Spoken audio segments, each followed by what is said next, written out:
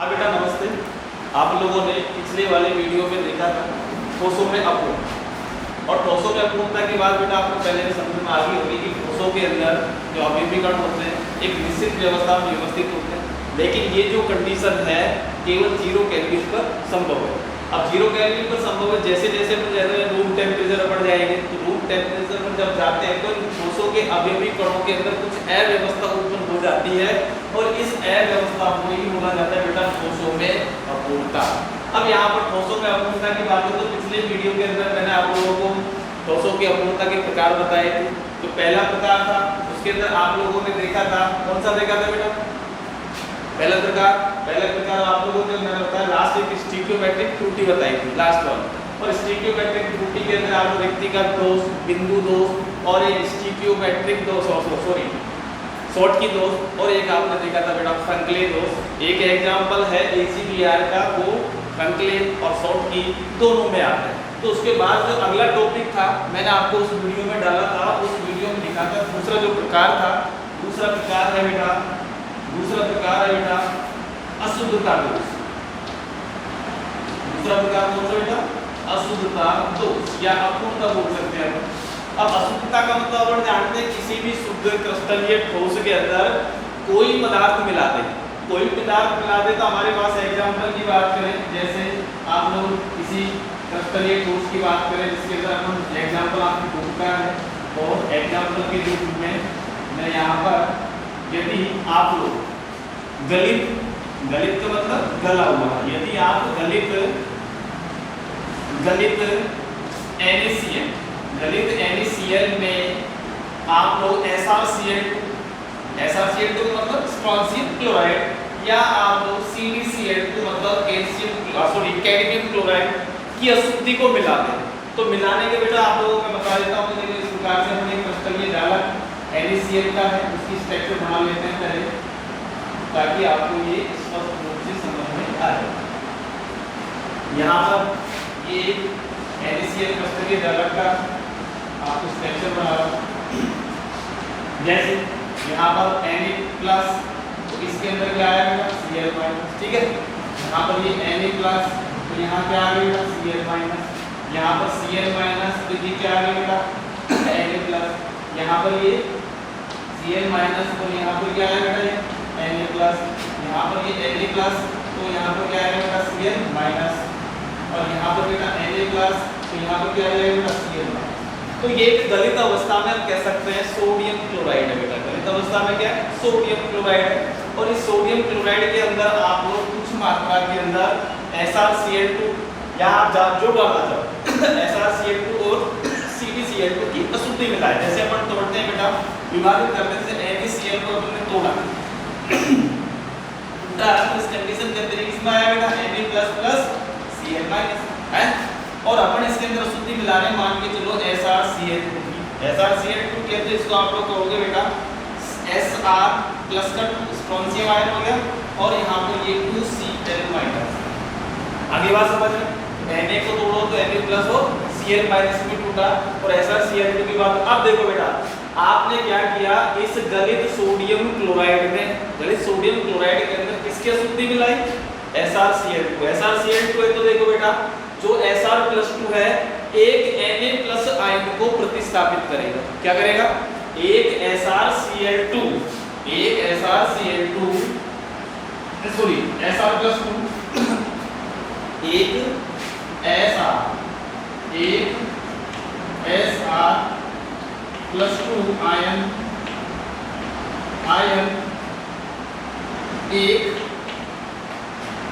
एक Na+ को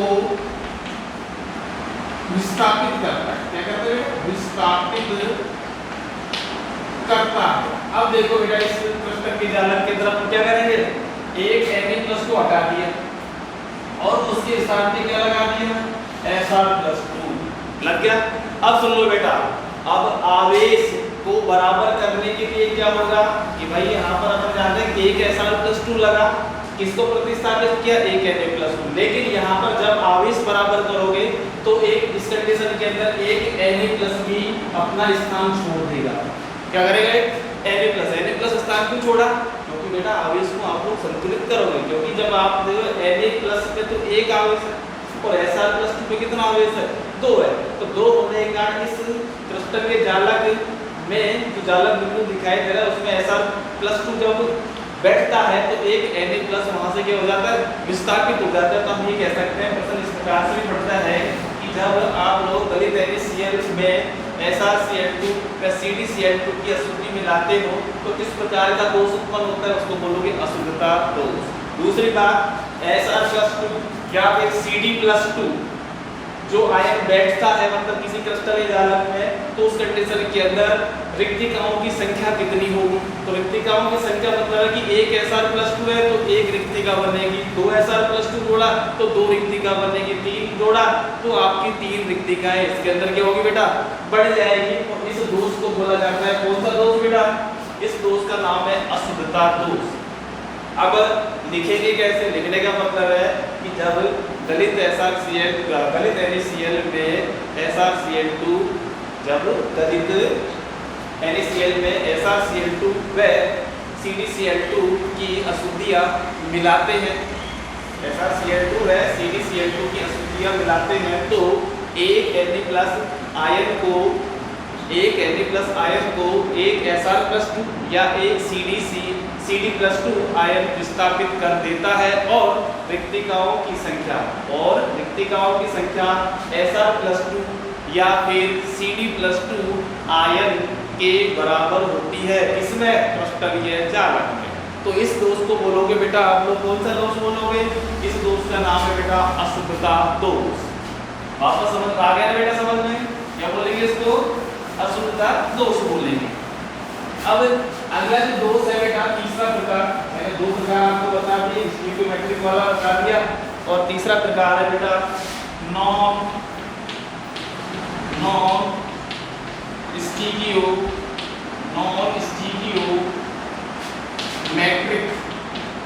स्टीकियोमेट्रिक दोष।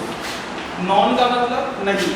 अब मैंने पिछली क्लास में बताया बेटा स्टीकियो, मैंने पहले ही बताया था बेटा स्टीकियो का मतलब होता है बेटा तत्व, क्या होता है तत्व, और मैट्रिक का मतलब होता है, यहाँ पर 2 शब्द है जिसका मतलब होता है बेटा मापन, मतलब तत्वों का मापन। समझ भाई। तो बात है कि सबसे पहली बात है स्टीकियोमेट्रिक का मतलब है कि क्रिस्टलीय ठोस में जब धनायन और ऋणायन का अनुपात निश्चित होता है, धनायन और ऋणायन का अनुपात निश्चित होता है तो उसको बोलोगे स्टीकियोमेट्रिक। क्या बोलोगे, स्टीकियोमेट्रिक बोलोगे। और जब किसी क्रिस्टलीय ठोस के अंदर, हम कहते हैं ठोस के अंदर यदि धनायन और ऋणायन का जो अनुपात है वो यदि पूर्णांक में नहीं हो, किसमें हो, पूर्णांक में नहीं हो, तो उसको बोलोगे आप लोग नॉन स्टीकियोमेट्रिक तत्व यौगिक। ठीक है, जैसे एग्जांपल है बेटा BOX का, BOX का मतलब B का मतलब वैनेडियम और O का मतलब है ऑक्सीजन। यहाँ पर जो X का मान है हमारा आपकी किताब के अंदर ये 0.6 से 1.3 तक है। तो मेरा बेटा क्या समझ में आ गया, यदि आप लोग और भी देखोगे एग्जांपल जैसे FeO, तो यहाँ पर 0.95 लिखा हुआ देखा होगा आप लोगों ने, तो यह एक निश्चित सिस्टम नहीं होता। तो बेटा समझ में आ गया, मतलब है नॉन स्टीकियोमेट्रिक का मतलब होता है कि वे क्रिस्टलीय ठोस पदार्थ जिनमें धनायन और ऋणायन दोनों के अनुपात पूर्णांक में नहीं होते, मतलब समझे, उनको बोलोगे आप लोग नॉन स्टीकियोमेट्रिक यौगिक। और इनमें जो दोष उत्पन्न होता है उसको बोला जाता है नॉन स्टीकियोमेट्रिक दोष। अब नॉन स्टीकियोमेट्रिक दोष 2 प्रकार के हैं बेटा। पहला जो प्रकार है वो है बेटा धातु, धातु अधिक्य दोष। कौन सा दोष बेटा, धातु अधिक्य दोष। अब धातु अधिक्य दोष के अंदर भी 2 प्रकार है बेटा। पहला है ऋणायनिक अधिक्य दोष। पहला कौन सा प्रकार, ऋणायनिक अधिक्य दोष, जिसको बेटा F केंद्र भी बोला जाएगा, जैसे F केंद्र दोष बोलेंगे। अब कंडीशन क्या होती है आप लोगों को बताऊंगा। ऋणायनिक अधिक्य दोष पहला है धातु अधिक्य दोष। ठीक है।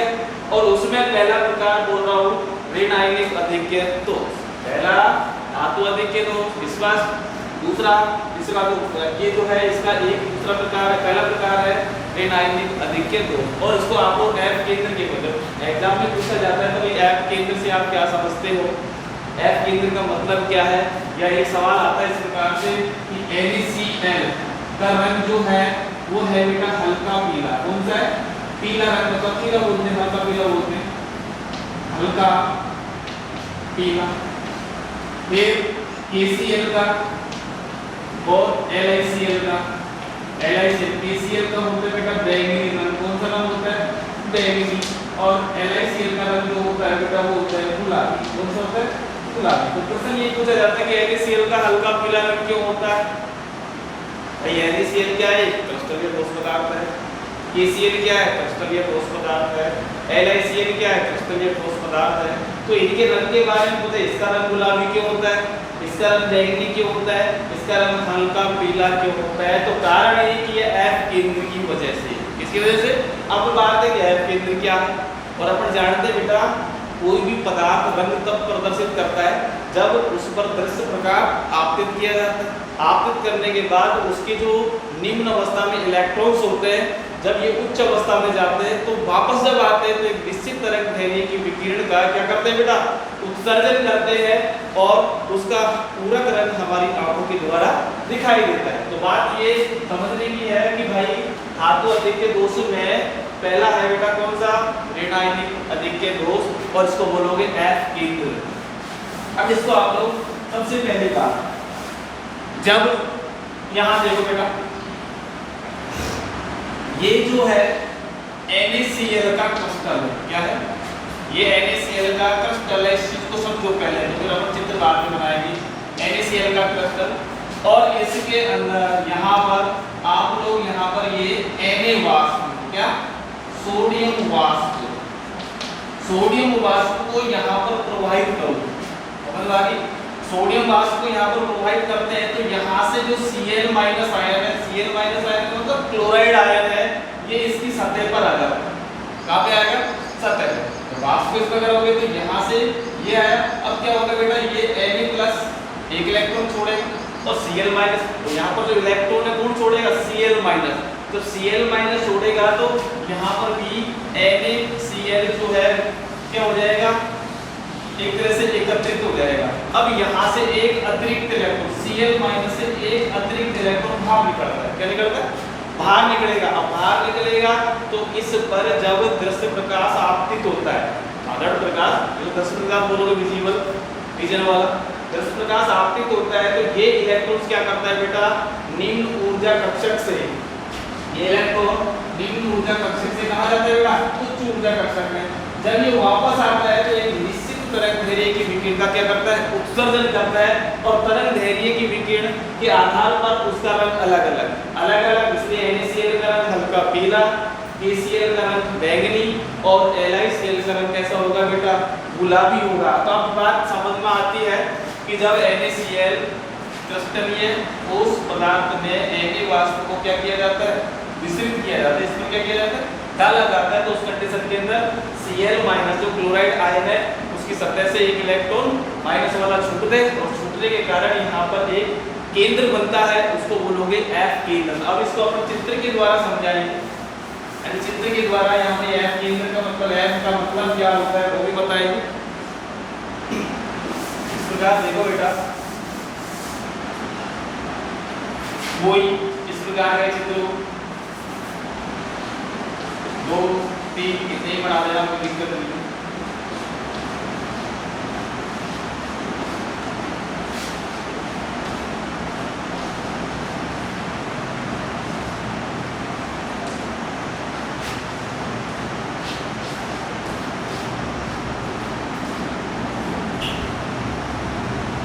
यहाँ देखो बेटा, अपन ने ये क्रिस्टलीय झलक बनाया, एक अपना Na+, ठीक है बेटा, यहाँ पर ये Cl-, ये आपका Na+, ये आपका Cl-, यहाँ पर कोई Na+, ये Cl-, ये Na+, Na+, Cl-, Cl-, Na+, HCl minus और बेटा Na प्लस। अब क्या बोल रहा हूँ सुन लो, क्या कर रहे हैं यहाँ पे अपन, यहाँ क्या सोडियम वाष्प। हाँ, अब यहाँ पर सोडियम वाष्प को अपन ने क्या किया इसके ऊपर डालोगे तो इस कंडीशन के अंदर क्या आया बेटा, यहाँ पे एक Cl माइनस निकला निकला नहीं निकला, निकलेगा निकलेगा तो सुनो बेटा, ये Cl तो बाहर निकल गया लेकिन यहाँ पर एक इलेक्ट्रॉन बच गया, ये अब क्या बढ़ गया Cl, और ये दोनों क्रिया करके NaCl बनाएगा कंडीशन अलग, उसी का मतलब ये अतिरिक्त जो इलेक्ट्रॉन बच गया, ये इलेक्ट्रॉन क्यों लगाया, माइनस वाला तो छोड़ के गया, Cl भी बाहर निकला है और इलेक्ट्रॉन यही छोड़ गया, तो इसको बोला जाता है बेटा F। क्या बोलोगे उसको, F। और F जो है एक ग्रीक भाषा का शब्द है, इसका मतलब होता है फोर्बेनेजेटर, F बराबर, और फोर्बेनेजेटर का मतलब होता है रंग, एक तरह से हम कहते हैं रंग केंद्र बोल सकते हैं, रंग प्रदर्शित करने वाला।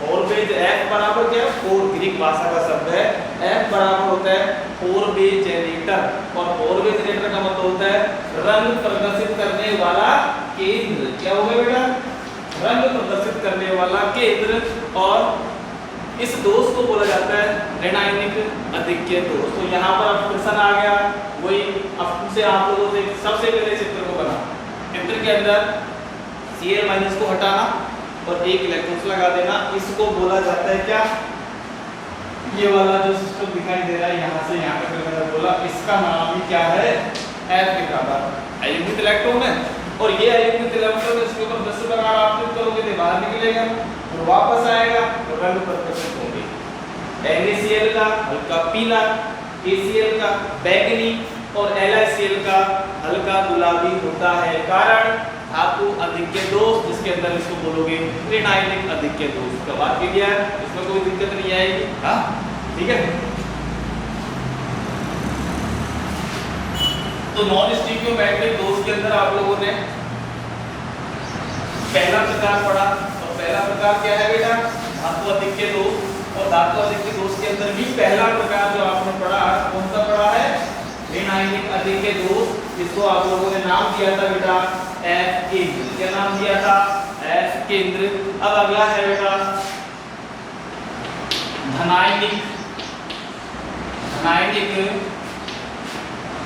धनायनिक आधिक्य दोष।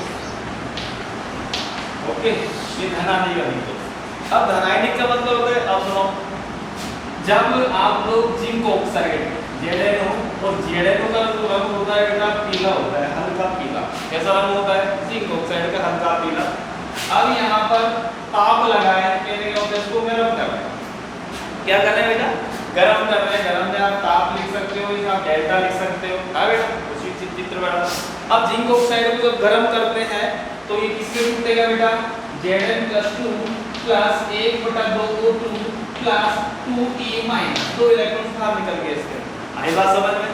अब बेटा सुनो, यहाँ ये जो रंग है यहाँ पर ये श्वेत रंग हो गया, कैसा रंग हो गया बेटा, श्वेत रंग हो गया, या फिर श्वेत हो गया, पीला था कैसा हो गया श्वेत।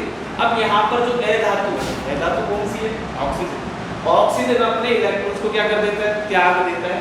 अब यहाँ पर क्रिस्टलीय ठोस जो ये वाला है, अब इसका चित्र बनाए, ये बात तो समझ में आ गई, इसका रंग कैसे होता है, पीला, इसका रंग कैसे होता है, श्वेत। यहाँ पर जो Zn+2 है वो Zn+2 क्या करता है बेटा, धनायन की मात्रा को बढ़ाएगा, और मात्रा को जब बढ़ाएगा तो उसके अंदर आवेश को संतुलित करने के लिए आपका क्या आ जाएगा, E- आ जाएंगे, और E- आ जाएंगे, इसी दोष को बोला जाता है धनायनिक आधिक्य दोष। तो इसको चित्र के द्वारा अपन इस प्रकार से समझ सकते हैं। अभी आप लोगों ने इस समीकरण को लिए, समीकरण को मैं वापस लिख देता हूँ, यहाँ पर ये Zn+2 plus 1/2O2 plus 2E-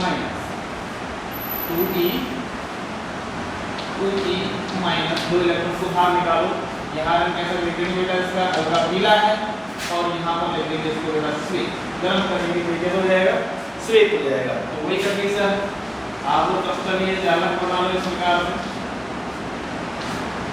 ये क्लस्टर ये जा रहा है।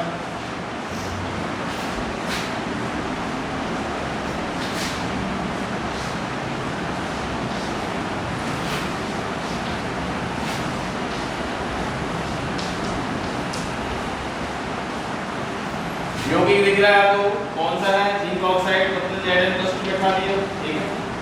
यहाँ क्या बैठा दिया बेटा, O-2, यहाँ पर आपका Zn+2, यहाँ कौन सा हो गया बेटा, O-2, ये क्या हो गया बेटा, O-2, यहाँ क्या आ गया Zn+2, यहाँ क्या आ गया O-2, यहाँ क्या आ गया Zn+2, यहाँ क्या आ गया Zn+2, यहाँ क्या आ गया O-2, यहाँ क्या आ गया Zn+2 और यहाँ क्या आ गया O-2, ठीक है। अब आपने गरम किया, गरम किया तो क्या जाएगा बाहर, ये गया बाहर, ऑक्सीजन बाहर निकल गई। जब ऑक्सीजन बाहर निकल गई तो क्या हो गया 2E-, और जब 2E- यदि हो गया तो यहाँ पर बीच में क्या उपस्थित हो जाएगी बेटा Zn+2, और Zn+2 उपस्थित होने के कारण इसको बोलेगा क्या, धातु अधिक्य दोष, ठीक है बेटा। और धातु अधिक्य दोष के अंदर ये कौन सा आ गया, धनायनिक अधिक्य दोष। तो ये आपको समझ में आ गया होगा। अगला धनायनिक दोष में सीधा सिस्टम समझ में आ गया, O-2 है वो बाहर, क्यों, ऑक्सीजन बाहर निकलेगी, O2 बाहर निकलेगी, ठीक है बेटा।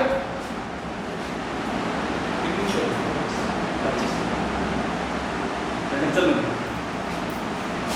अगला जो दोष है बेटा, नेक्स्ट धातु न्यूनता दोष, ठीक है बेटा। कौन सा, धातु न्यूनता दोष, कौन सा दोष है, धातु न्यूनता दोष। और इसके अंदर एक इंपॉर्टेंट है, धातु न्यूनता दोष का मतलब होता है इस कंडीशन के अंदर न्यूनता उत्पन्न होगी। और एग्जांपल के रूप में अपनी किताब के अंदर बेटा एक FeS का एग्जांपल है, अपन यहाँ पर ये FeO का एग्जांपल भी ले सकते हैं और अपन यहाँ पर NiO का भी एग्जांपल ले सकते हैं, ठीक है। अब यहाँ पर एग्जांपल की बात करो तो छोटी सी बात, इसको तोड़ो तो Fe+2 और S-2 में टूटेगा, है बेटा। इसकी बात करो तो ये भी बेटा Fe+2 और O-2 में टूटेगा, और यहाँ की बात करो तो ये Na+2 और O-2 की बात करें तो ये क्या है O-2 में टूटेगा। ये बात समझ में आई, इसका आप तोड़ोगे तो विभाजित करोगे। अब बात है बेटा, आप अच्छी तरह से जानते हो मेन बात ये है कि अपन जानते हैं Fe है और Fe है +2 मतलब फेरस, ये फेरस आयन है। अपन जानते हैं किसी भी तत्व की जो हायर ऑक्सीडेशन नंबर होते हैं उस कंडीशन में क्या होता है, अधिक स्थायी होता है। तो Fe जो है वो किसमें परिवर्तित होता है बेटा, Fe+3 है। अब Fe+3 में परिवर्तित हुआ तो एक अतिरिक्त इलेक्ट्रॉन यहाँ पे क्या हो गया बेटा, बाहर निकल गया। अब बात है कि Fe+2 और Fe+3 के मध्य इलेक्ट्रॉन्स का क्या होता है, एक तरह से स्थानांतरण होता है, लगातार चलता रहता है मामला। स्थानांतरण होने के कारण इस यौगिक के अंदर, ये वाला जो यौगिक है, इस यौगिक के अंदर एक विशेष जो हमारा उत्कृष्ट धातु है सोना, एक विशेष चमक, पीले रंग की चमक दिखाई देती है, जिसके कारण उसका जो संरचना मतलब जो दिखाई देता है जैसे सोना चमक रहा है, जैसे सोना है। इसीलिए यहाँ पर जो FeS है ना बेटा, FeS को मूर्खों का सोना भी बोला जाता है। इसका बोलेंगे ना मूर्खों का सोना, किसको बोलेंगे, FeS। अब बात है कि समझने की भाई ये सर कैसे हुआ, धातु न्यूनता दोष। सबसे पहली बात कोई क्रिस्टल बना दे अपन, यहाँ पर ये कंडीशन देखो आप,